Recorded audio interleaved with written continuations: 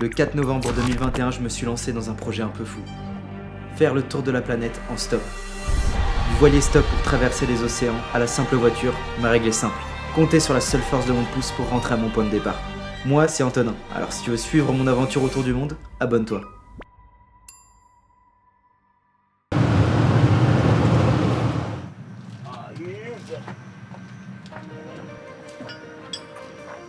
Il nous reste environ 400 km de piste. Mais maintenant, il n'y a plus de pneus de secours. Donc si on crève maintenant, c'est foutu, il n'y a plus de camion, il faut changer de véhicule. Je suis de retour, et me voilà déjà bloqué au milieu de l'Amazonie avec un camion-citerne. Je rentre peut-être un peu trop vite dans le vif du sujet, alors retour en arrière. Me voilà en France, juste avant de reprendre le tracé de mon aventure avec ma nouvelle partenaire.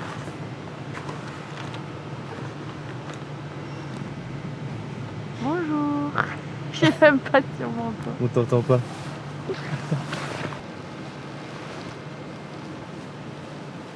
C'est la métaphore de la chenille. Faut qu'on voit ton visage, on t'a encore jamais vu. Ah, pour mes fans qui veulent me voir.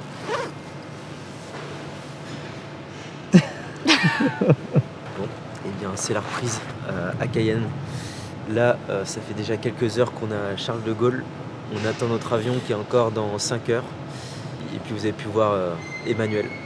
Je te laisse te présenter. Alors, je suis Emmanuel. Je suis la copine d'Antonin. J'ai 22 ans et je vais essayer de voyager avec Antonin.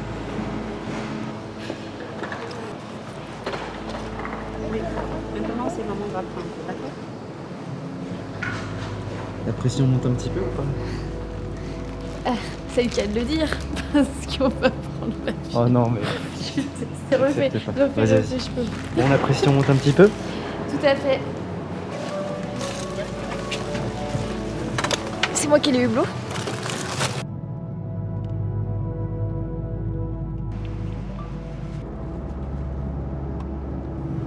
« 5 mois se sont écoulés depuis le début de ma pause en France. J'ai vraiment hâte de reprendre la route.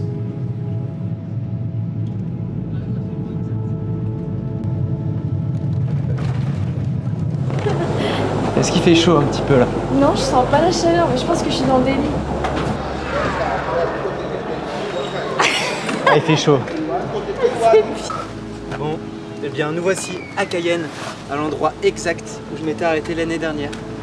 Est-ce que vous vous rappelez de ce plan là où j'étais un petit peu accroupi comme ça? Ben là j'étais tout seul à ce moment-là. Et maintenant je me retrouve avec une nouvelle personne. Pour être assez rapide, on va directement partir direction le Brésil. Et ben c'est parti pour l'aventure. On peut officialiser ce début de voyage sur une poignée de main. Bon, plus précisément, l'objectif c'est de rejoindre Belém au Brésil. Pour s'y rendre, ça va pas être évident. On devra déjà rejoindre la frontière brésilienne, à Oiapoque. Juste après, c'est une piste en terre de 500 km qui nous attend pour rejoindre Macapá. Après ça, plus de route. On va devoir trouver un bateau pour finalement rejoindre Belém par un des nombreux bras de l'Amazone. Hop, merci beaucoup. C'est ta première voiture. Oui. Et il y avait du Dajou, donc ça va. Ça a duré 30 secondes d'attente, aucun effort à faire, quelqu'un de très gentil. Moi je demande pas mieux. Ok. Et donc là, on continue sur cette route-là. Dès notre deuxième voiture, on rencontre Charlie et Paul qui nous proposent de dormir chez eux. Petite originalité, ils habitent un carbet. C'est une cabane complètement ouverte sur la nature, sans aucune fenêtre et très peu de murs. Évidemment, l'ambiance est géniale, et Charlie commence déjà à nous montrer les petits habitants qui entourent le carbet. Si après le met sur la main, ça va. Et là en plus elle est bien neuve, elle a fait sa nuit il y a pas longtemps. Du coup elle a encore ses poils verticaux.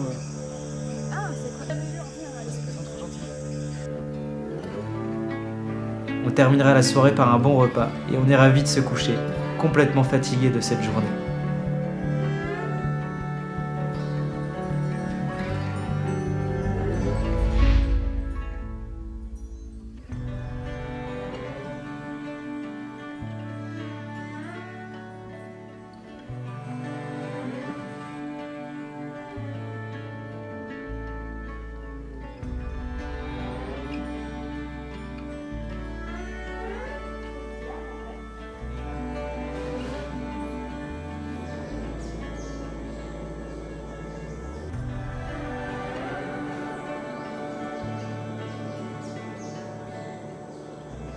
Vu que la cabane, elle est en plein milieu de la forêt, elle est en complète autonomie, il n'y a pas d'électricité ni quoi que ce soit.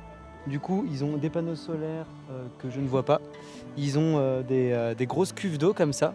Et ils ont un chauffe-eau juste ici. Il y a l'eau chaude, l'électricité à volonté, eau à volonté. Donc c'est incroyable d'avoir ça en plein milieu de la forêt. Petit récap, hier soir on est resté avec la coloc. Franchement c'était super agréable, on a bien mangé.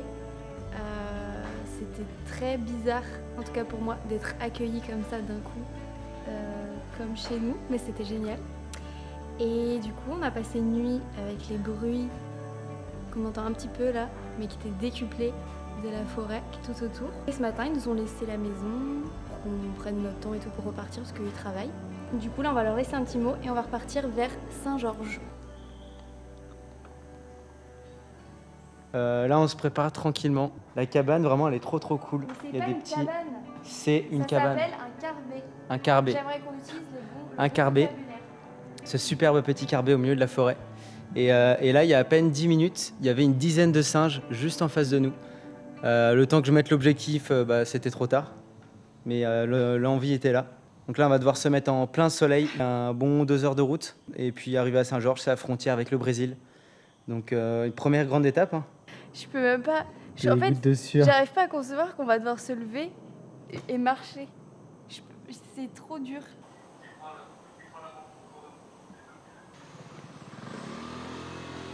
Bon bah nous voilà sur notre superbe route ensoleillée. Merci hein. C'est cool. Vous allez vers où? Moi je vais à Saint-Georges. Oh là là, ça régale. Incroyable.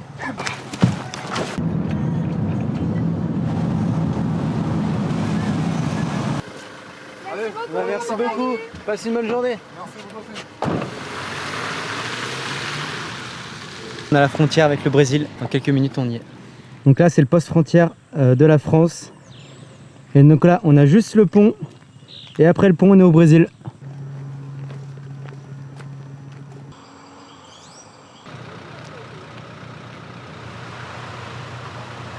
Autre petit tampon.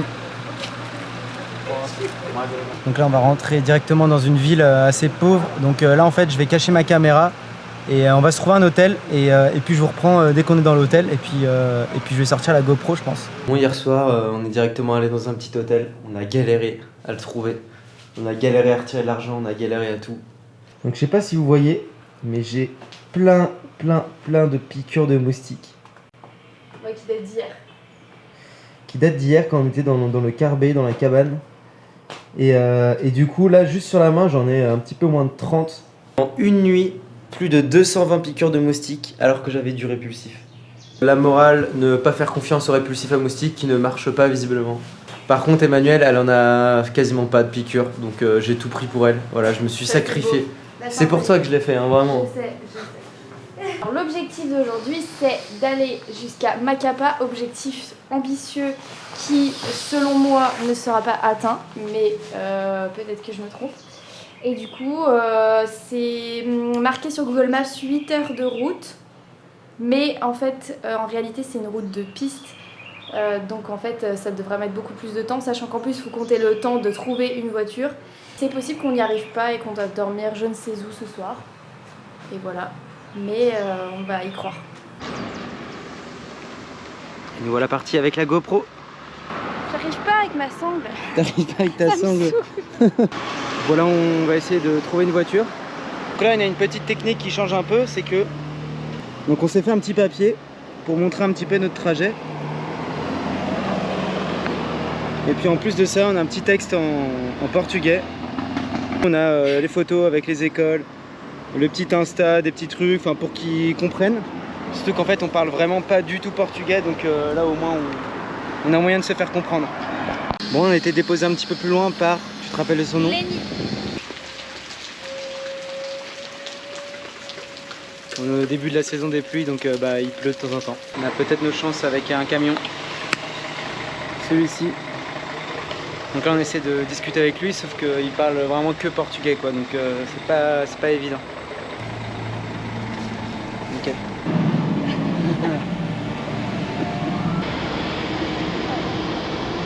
Lupi, esse nome é onde se perguntar aqui na cidade.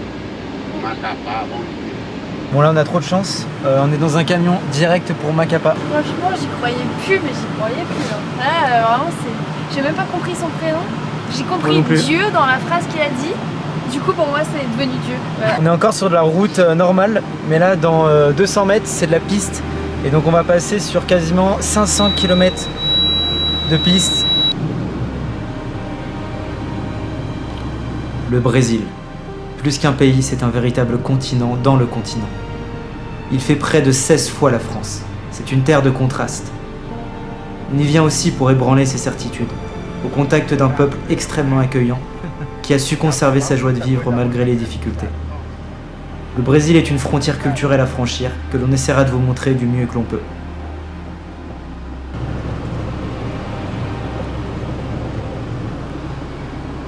Pas évident de manœuvrer un camion de plus de 44 tonnes entre les ornières de la route. Non, il a dit problème. Parce qu'on a un pneu crevé au milieu d'une piste de 500 km de long.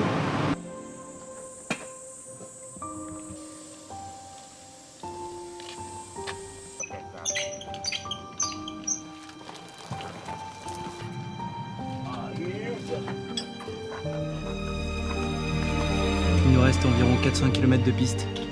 Mais maintenant, il n'y a plus de pneus de secours. Donc si on crève maintenant, c'est foutu, il n'y a plus de camion, il faut changer de véhicule. Cette route, la BR-156, c'est l'unique voie terrestre reliant la ville d'Oiapoque à Macapá.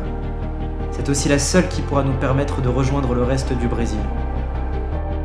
C'est bon, on est reparti. On vient de s'arrêter à nouveau. Donc on a encore un souci technique, je sais pas ce que c'est, mais bon, ça commence à être un petit peu long.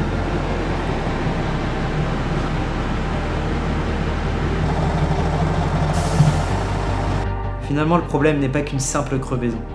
Les freins se sont bloqués sur un des essieux du camion, ce qui fait que les pneus se sont usés jusqu'à la crevaison en restant bloqués dans la même position. Heureusement, 2 autres camions-citernes sont venus nous aider. Ils sont restés jusqu'à la tombée de la nuit à aider notre conducteur. Dans 30 minutes, là, la nuit elle va tomber. On n'a toujours pas de solution. Le seul truc, c'est que je suis pas à l'aise qu'on soit en plein milieu de la jungle, quoi.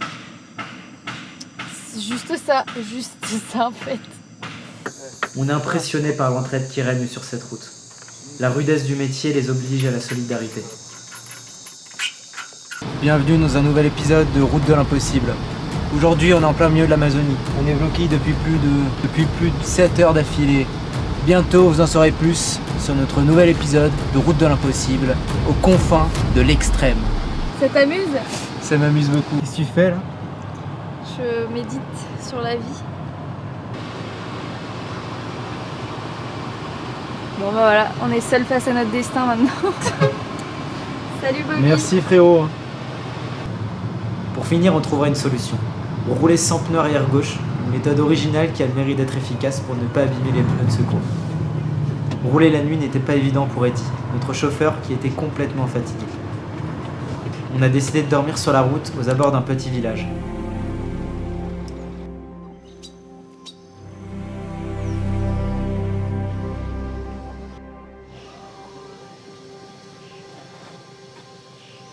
C'est comme ça qu'on a roulé hier soir.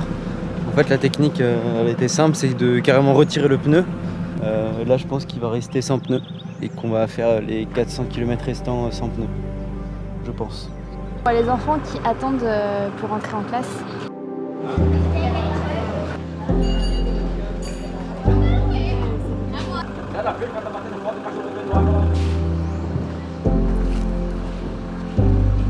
Oula.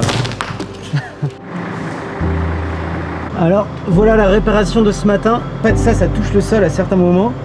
Donc ce qu'il a fait c'est qu'il a mis plein de cordes ce matin pour faire en sorte que ça touche pas. Et donc là les réparations sont terminées.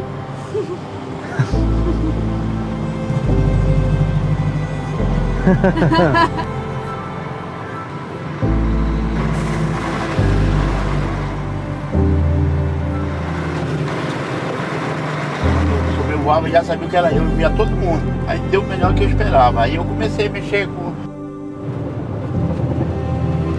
On va bientôt arriver à Macapá, tout à l'heure, d'ici 4 heures.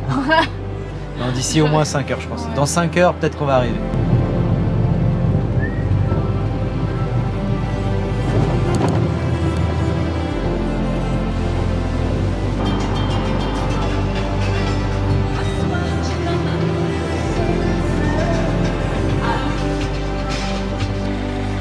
Heidi a tenu à nous ramener juste en face de notre hôtel. Après 36 heures passées ensemble, et malgré la barrière de la langue, on a pu nouer une vraie relation de confiance. Merci à toi Heidi. Amigo. Amigo, de coração. Si.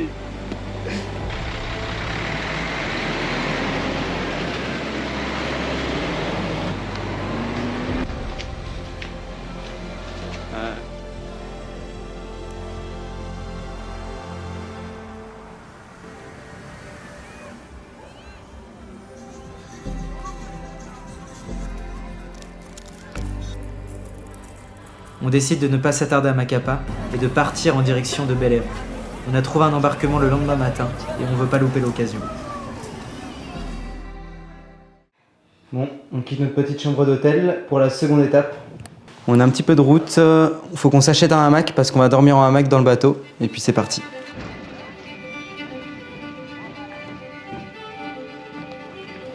Il est 11h, à peine le temps d'embarquer.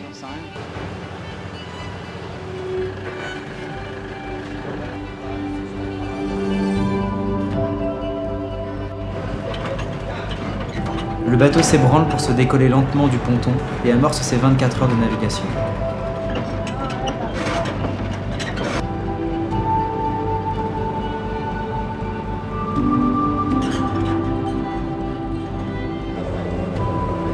La précipitation du matin laisse place à une ambiance sympathique. Tout se fait avec le sourire et la proximité immédiate avec ses voisins incite à la discussion.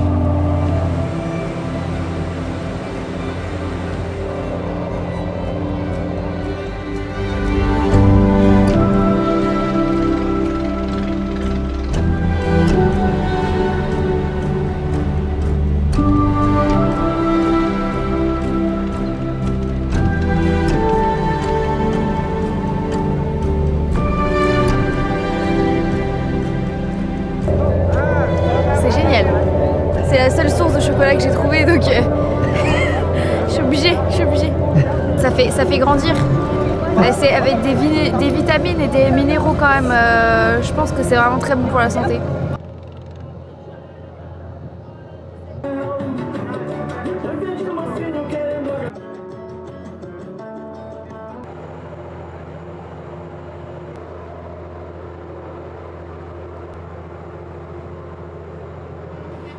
On se réveillera sous une pluie tropicale avant d'arriver à Belém au début de matinée.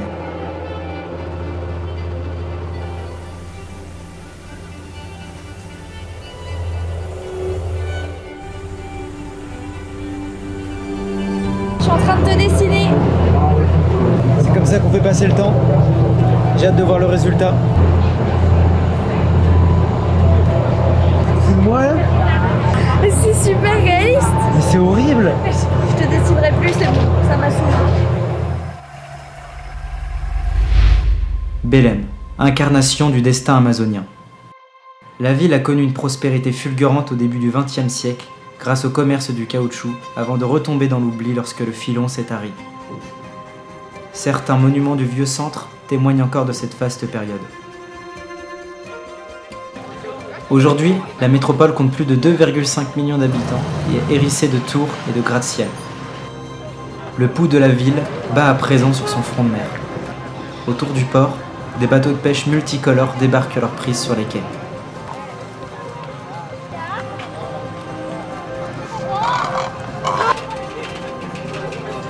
Dans le marché, vieux bâtiment de 1900, règne une nonchalante douceur de vivre.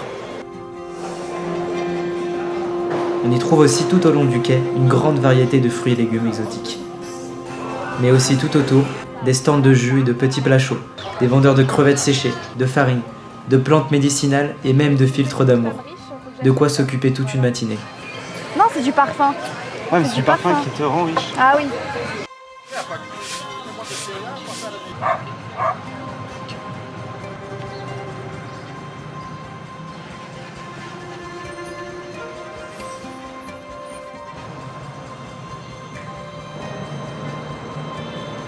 Là, on arrive à la cathédrale d'Assé. Et en fait, c'est intéressant parce qu'en fait, ça donne un peu une impression de théâtre. Parce qu'il y a des loges des deux côtés, avec comme des lampadaires et tout. Et il y a aussi un orgue qui est français et qui était le plus grand d'Amérique latine quand il a été construit et mis dans cette cathédrale.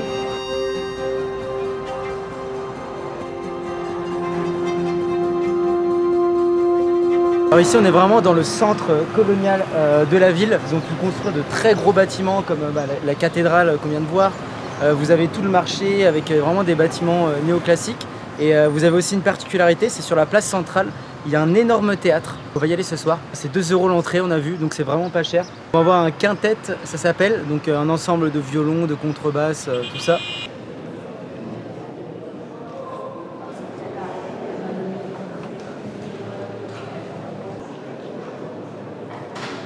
Du coup là on attend juste que les cloches sonnent et dès qu'elles sonnent, c'est-à-dire que ça va être le début du concert.